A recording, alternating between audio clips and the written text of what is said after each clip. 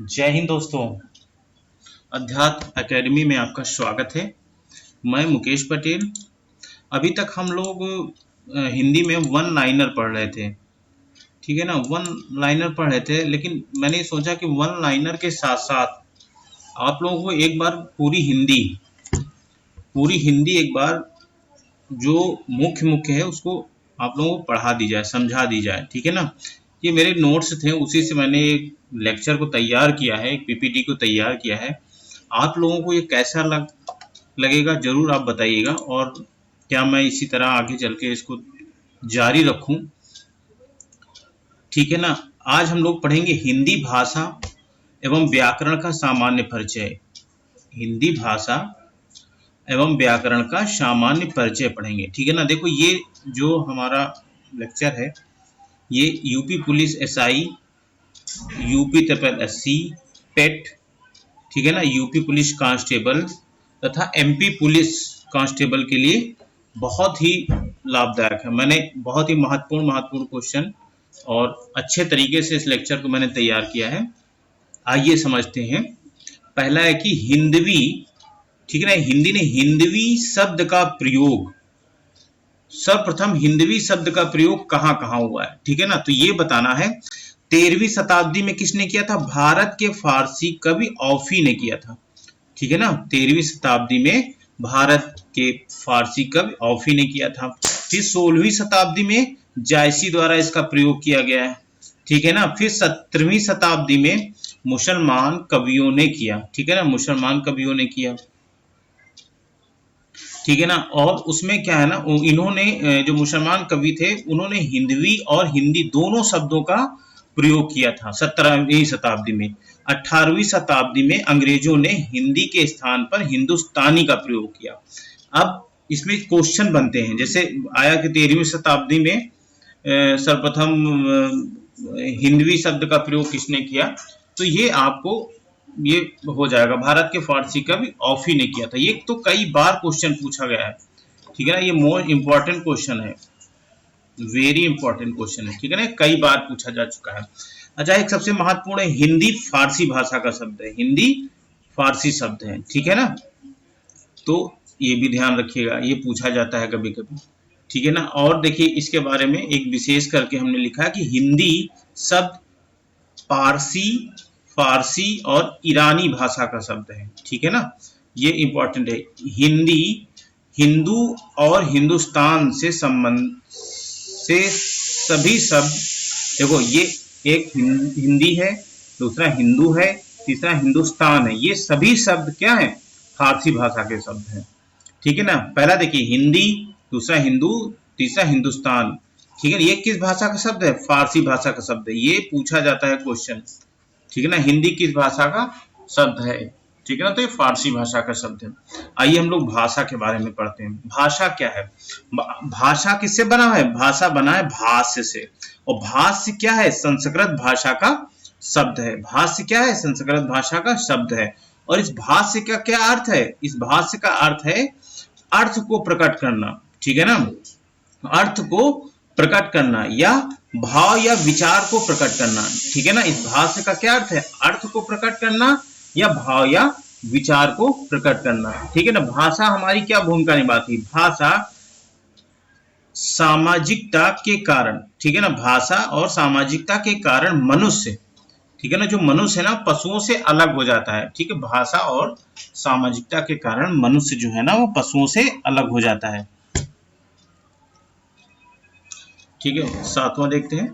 मनुष्य एक सामाजिक प्राणी है, ठीक है। वह अपने मन के भावों व विचारों को प्रकट करने के लिए जिस माध्यम का प्रयोग करते हैं उसे हम लोग भाषा कहते हैं। ये भाषा की परिभाषा है। क्या मनुष्य एक सामाजिक प्राणी है?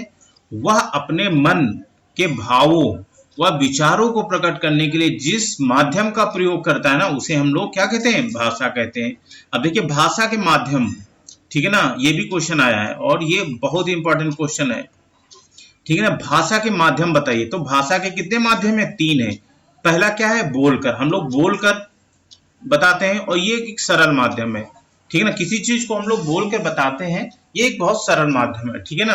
और लिखकर लिखकर भी बताते हैं। तो ये सरल, पहले तो सरल रहता है लेकिन कठिन, सरल है और कठिन दोनों है, ठीक है ना। एक होता है संकेत, सांकेतिक भाषा, जैसे इशारा करके ये वो भी एक भाषा समझ जाता है। तो ये भाषा थोड़ा कठिन होती है, सब लोग नहीं समझ पाते हैं, ठीक है। तो ये अब आइए हम लोग देखते हैं भाषा के कौशल। क्या भाषा के कौशल है? तो भाषा के 4 कौशल हैं। कौन कौन से? सुनना, सुनना, ये देखो पूछ, ये तो समझाने के लिए हमने सिंपल भाषा में लिखा, लेकिन क्या होता है कि ये शब्द आते हैं आप लोगों के पेपर में, ठीक है ना। ये है सुनना, तो ये श्रवण, ठीक है ना। बोलना वदन, ठीक है ना। पढ़ना पठन, लिखना लेखन, ठीक है ना। ये भाषा के कौशल हैं, इससे हम ये काम करते हैं, ठीक है। हिंदी भाषा से हम लोग किसी भी भाषा से हम लोग सुनते हैं, सुनना, भाषा को सुनना, फिर भाषा को बोलना, फिर भाषा को पढ़ना, फिर भाषा को लिखना, ठीक है ना। ये कौशल होते हैं, ठीक। अब आइए हम पढ़ते हैं भाषा की विशेषताएं, हिंदी भाषा की क्या विशेषताएं, ठीक है ना।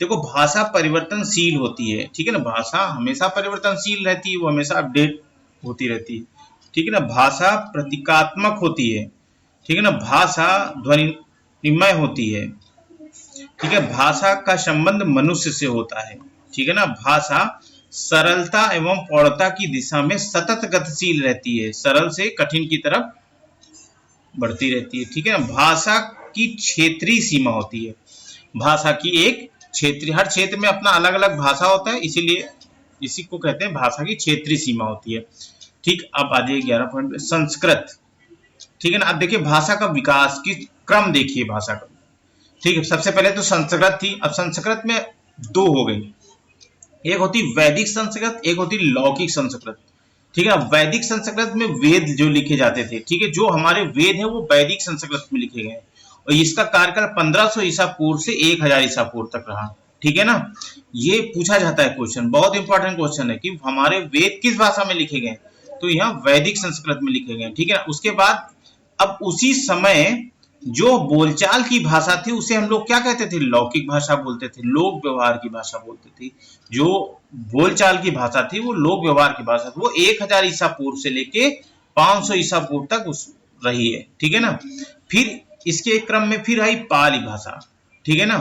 पाली 500 ईसा पूर्व से लेके 1 ईस्वी तक रही, ठीक। फिर प्राकृतिक भाषा हो गई 1 ईसा पूर्व से लेके 500 ईसा पूर्व तक रही। अपभ्रंश भाषा या सौरसैनी भाषा इसको बोलते हैं, ठीक है ना। ये क्या रही? 500 से लेके 1000 तक। उसके बाद अपभ्रंश से हो गई हिंदी, ठीक है ना। हिंदी 1000 ईस्वी से वर्तमान समय तक अभी हिंदी चल रही, ठीक है ना। ये इसका क्रम है विकास, ये बहुत बार पूछा गया है, ठीक है ना। छोटे छोटे क्वेश्चन आएंगे, और यूपी पुलिस कांस्टेबल 2023 के लिए तो बहुत ही इंपॉर्टेंट है ये। आइए हम लोग नेक्स्ट देखते हैं विशेष। ये मैंने विशेष करके कुछ लिखा है, जैसे हिंदी का मानक समय पूछा जाता है कि हिंदी का मानक समय बताओ, तो ये 1100 ईस्वी ज्यादातर बताया जाता है, ठीक है ना। बौद्ध ग्रंथ हमारे पाली भाषा में लिखे गए हैं, ठीक है ना। ये पूछा जाता है कि बौद्ध ग्रंथ किस भाषा में लिखे गए हैं, तो पाली भाषा में लिखे हैं। और जैन ग्रंथ हमारे किस में लिखे हैं? प्राकृतिक भाषा में लिखे गए हैं। फिर देखिए एक विशेष करके हमने इसको डाल दिया, संविधान के भाग 17 के अनुच्छेद 343 से लेके 351 तक में हिंदी के राजभाषा होने से संबंधित उल्लेख किया गया है, ठीक है ना। ये बहुत इंपॉर्टेंट क्वेश्चन है, ये यूपी पुलिस कांस्टेबल में पूछा जा सकता है। कॉन्स्टिट्यूशन रहेगा ना, उसमें संविधान से संबंधित कुछ क्वेश्चन आएंगे, तो हो सकता है कि हिंदी में ये क्वेश्चन मिल जाए, ठीक है ना। हिंदी दिवस कब मनाया जाता है? 14 सितंबर को मनाया जाता है, ठीक है ना। हिंदी भाषा दिवस 14 सितंबर को मनाया जाता है। आइए अब हम लोग हिंदी व्याकरण पढ़ते हैं। ये मोटे मोटा था, जो ये एग्जाम के दृष्टि से इम्पोर्टेंट है, वो हमने इसको इसमें इस इस पीपीटी में मैंने बनाया है इसको। देखो सबसे पहले मातृभाषा होती है, जो बच्चा होता है सबसे पहले मातृ मतलब माता द्वारा जो भाषा होती है, घर की भाषा होती है। फिर वो धीरे धीरे किस में परिवर्तित होती है? वहाँ की बोली बन जाती है, ठीक है ना। मान लो घर की जो वहाँ आस पास की सभी हो जाएगी, बोली हो जाएगी। फिर वो आ जाएगी उपभाषा में, फिर वो जब उसका विस्तार होगा तो राजभाषा हो जाएगी, फिर उसका विस्तार होगा तो राष्ट्रभाषा हो जाएगी, और जब पूर्णतः विस्तार हो जाएगा तो राजनयिक भाषा हो जाएगी। ठीक है ना, तो ये क्रम भी होता है, इसको भी ध्यान में रखना। अब आज ये व्याकरण में हम कुछ लोग कुछ पॉइंट्स पढ़ते हैं। व्याकरण, व्याकरण एक ऐसा ग्रंथ है जिसके माध्यम से किसी भाषा का शुद्ध उच्चारण, शुद्ध लेखन, शुद्ध प्रयोग किया जाता है। ठीक है ना, मतलब व्याकरण क्यों जरूरत है, व्याकरण की क्या जरूरत है, तो व्याकरण की जरूरत ये है कि व्याकरण एक ऐसा ग्रंथ है जिसके माध्यम से, मतलब व्याकरण के माध्यम से हम किसी भाषा का शुद्ध उच्चारण करते हैं, शुद्ध लिखते हैं और शुद्ध उस भाषा का प्रयोग करते हैं। ठीक है ना, अब देखिए हिंदी व्याकरण को 3 भागों में बांटा गया है। ठीक है, हिंदी व्याकरण को 3 भागों में बांटा गया, ये क्वेश्चन पूछा गया है, इंपॉर्टेंट क्वेश्चन है कि ये हिंदी व्याकरण को कितने भागों में बांटा गया है। तो हिंदी व्याकरण को हम 3 भागों में, मतलब 3 भागों में बांटा गया, वर्ण विचार, शब्द विचार और वाक्य विचार। ठीक है ना, तो आइए वर्ण विचार के बारे में हम लोग समझते हैं। ठीक है ना, वर्ण विचार की कितनी इकाई है, इसकी 2 इकाई। ठीक है ना, देखो वर्ण हम मौखिक और लिखित दोनों होते हैं। ठीक है ना, मौखिक मतलब ध्वनि और लिखित मतलब वर्ण। ठीक है ना, वर्ण में आ जाइए। लिखित, लिखित रूप में भाषा की सबसे छोटी इकाई वर्ण होती है। ये देखिए सबसे छोटी इकाई क्या होती है, वर्ण होती है लिखित रूप में। ठीक है ना, इसमें देखिए वर्ण क्या होते हैं, छोटा आ, छोटी ई, का, पा, ला, शा। देखिए हलंत लगा है, इसमें स्वर नहीं जुड़ा हुआ है, तो ये क्या हो जाता है, वर्ण होता है। अब ध्वनि, ध्वनि में मौखिक रूप से भाषा की सबसे छोटी इकाई, देखिए लिखित रूप से सबसे छोटी इकाई वर्ण होती है और ध्वनि के रूप में सबसे छोटी इकाई क्या होती है, मौखिक रूप से, तो वह ध्वनि होती है। ठीक है, मौखिक रूप से, ये भी इंपॉर्टेंट है। ऐसे ही क्वेश्चन आते हैं यूपी पुलिस कांस्टेबल में। ठीक है ना, और पेट में भी ऐसे ही क्वेश्चन आते हैं।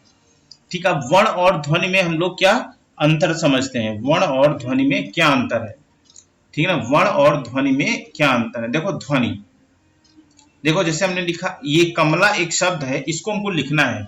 ठीक है ना, तो जैसे ध्वनि में कमला, तो का मा ला हो गया। ठीक है ना, तो ये 3 शब्द निकले, 3 वर्ण निकले। ठीक है ना, अब देखिए लेकिन अगर वर्णों में इसको लिखना होगा ध्वनि में, और ये मौखिक में ये लिखना होगा लिखित में, तो हम इसको 6 बार में लिखेंगे। देखो का, फिर इसमें स्वर आएगा तो का हो जाएगा, फिर माँ, फिर इसमें स्वर आएगा तो माँ हो जाएगा, ला, फिर ला में बढ़ेगा मात्रा, ये तो कितने शब्द हो गए, 6 शब्द हो गए। ठीक है ना, तो ये ध्यान रखना। ठीक है, ये समझ में आ गया। चलिए नेक्स्ट बढ़ते हैं हम लोग। अब आइए फिर हम, यहाँ एक पॉइंट था, इसको समझाने के लिए मैंने इसको फिर कमल लिखा। तो जैसे पूछा गया कमल में कितने वर्ण हैं, तो आप क्या लिखोगे, 5 वर्ण। ठीक है, जैसे का, छोटा, फिर माँ, फिर छोटा, फिर ला। लेकिन अब देखिए बाद में आ नहीं लगा है, क्यों नहीं लगा, देखो लिखा है, मैंने लिख दिया, किसी भी शब्द के अंत में ध्वनि आ जाता है। ठीक है ना, जैसे यहाँ पर आएगी, भैया हलंत लगा हुआ, इसके बाद पूरा आ हुआ है ना, यहाँ पर पूरा ला है। ठीक है ना, तो इसे नहीं गिना जाता है, मतलब इसे आप गिनेंगे नहीं, बीच में आने पर ही गिना जाता है। तो ये क्वेश्चन पूछा जाता है, अक्सर लोग पूरा गिन के गलत कर देते हैं। और ध्वनि में तो 3 रहेंगे रहेंगे, कमल। ठीक है, आइए आगे शब्द पढ़ते हैं। ठीक है ना, वर्णों के सार्थक समूह को हम लोग क्या कहते हैं, शब्द कहते हैं। वर्णों के सार्थक समूह को शब्द कहते हैं। जैसे पवन, ठीक है, पवन हो गया, ये वर्ण है, प व न, ये 3 वर्ण है। अब इनके सार्थक समूह को हम लोगों ने क्या, पवन हो गया। अब कोई ये थोड़ी ना व प लिख देगा, ये सार्थक शब्द तो बना नहीं, इसीलिए सार्थक समूह को, ठीक है ना, कमल, कमल, 3 वर्ण मिलके कमल बन गया, तो ये सार्थक समूह को हम लोग शब्द कहते हैं। अब देखो इसमें भी एक हम लोग विशेष, ये क्वेश्चन बहुत बार पूछा गया है। ठीक है ना, अर्थ के आधार पर, अर्थ के आधार पर भाषा की सबसे छोटी इकाई शब्द होती है। ठीक है ना, अर्थ के आधार पे देखिए 3-4 क्वेश्चन ऐसे हो गए हैं। ठीक है ना, अर्थ के आधार पर भाषा की सबसे छोटी इकाई क्या होती है, वो शब्द होती है। ठीक है ना। अब आ जाइए हम लोग वर्णमाला में देख लेते हैं। ये मुख्य मैं लेके आया हूँ, ठीक है ना, एग्जाम की दृष्टि से पूरा नहीं लेके आया हूँ क्योंकि बहुत लेंथी हो जाएगा। आप लोगों की जो जरूरत है ना वही लेके आया हूँ। वर्णों, अब देखिए इसमें वर्णों का व्यवस्थित समूह वर्णमाला कहलाता है। व्यवस्थित समूह जैसे छोटा बड़ा छोटी बड़ी छोटा, ठीक है ना, ये डॉट डॉट पूरा रहता। तो ये वर्णों की व्यवस्थित समूह को हम लोग वर्णमाला कहते हैं। वर्णमाला, अब देखो वाक्य क्या कहते हैं, शब्दों का सार्थक समूह वाक्य कहलाता है। शब्दों का सार्थक समूह क्या कहलाता है, वाक्य कहलाता है। वैसे शब्द जिनका कोई सार्थक अर्थ हो फिर उनके समूह क्या कहलाते हैं, वाक्य कहलाते हैं। अर्थात जब दो या दो से अधिक शब्द मिलते हैं, अर्थात जब दो या दो से अधिक शब्द मिलते हैं और पूरे अर्थ का बोध कराते हैं, और पूरे अर्थ का बोध कराते हैं, वाक्य कहलाते हैं। अब समझ में आया। अर्थात जब दो या दो से अधिक शब्द मिलते हैं और पूरे अर्थ का बोध कराते हैं तो वो क्या कहलाते हैं, वाक्य कहलाते हैं। जैसे कृष्ण बांसुरी बजाता है, ठीक है ना। ये देखिए यहाँ पर कितने शब्द मिल गए, 1 2 3, ठीक है ना। तो यह क्या हो गया, कृष्ण बांसुरी बजाता है, राधा गाना गाती है, यहाँ 3 शब्द हो गए। तीनों शब्दों को मिलाकर हम एक वाक्य बनाते हैं, ठीक है ना।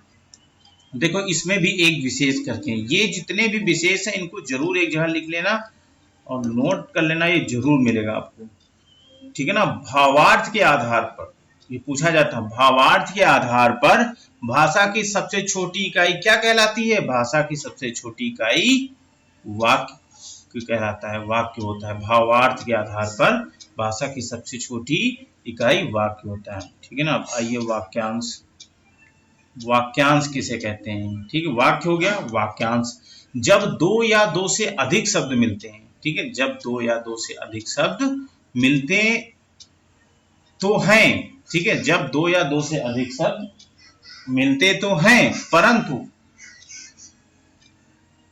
पूरे अर्थ का बोध नहीं करा पाते हैं, परंतु पूरे अर्थ का बोध नहीं करा पाते हैं तो वाक्यांश, वाक्यांश कहलाते हैं। जैसे देखो, यदि विजय मेहनत करता, देखो ये पूरा अर्थ नहीं है इसका। यदि विजय मेहनत करता तो आगे के लिए क्या है, आगे भी होना चाहिए तो पूरा वाक्य तैयार होता, लेकिन आगे है नहीं तो ये वाक्यांश है। यदि तुम जाओगे, ठीक है, देखो पूरा नहीं हुआ। ईश्वर पर विश्वास करने वाला पूरा नहीं, ये वाक्यांश होता है, ठीक है। अब देखिए पद, पद हम लोग किसे कहते हैं, ठीक है ना। जब किसी शब्द को वाक्य में प्रयोग किया जाता है, जब किसी शब्द को वाक्य में प्रयोग किया जाता है और उस शब्द का अन्य शब्दों के साथ संबंध स्थापित हो जाए तथा उस शब्द को व्याकरणिक रूप मिल जाए, ठीक है, तो वह पद कहलाता है। जैसे देखिए, रवि पुस्तक पढ़ता है, ठीक है, तो इसमें रवि क्या हुआ, पद हुआ जो कर्ता पद है। पुस्तक क्या है, पद है, कर्म पद है। पढ़ना क्या है, क्रिया है, तो पद क्रिया है, ठीक है ना। ये चीज समझ में आ गई। आइए शब्द और पद में हम लोग अंतर समझ लेते हैं। शब्द और पद में क्या अंतर है, आ जाता है। जब किसी शब्द को अकेला प्रयोग किया जाता है, ठीक है, तो वह शब्द कहलाता है, शब्द होता है, ठीक है। जब किसी शब्द को हम लोग अकेला प्रयोग करते हैं तो वो क्या कहलाता है, शब्द कहलाता है।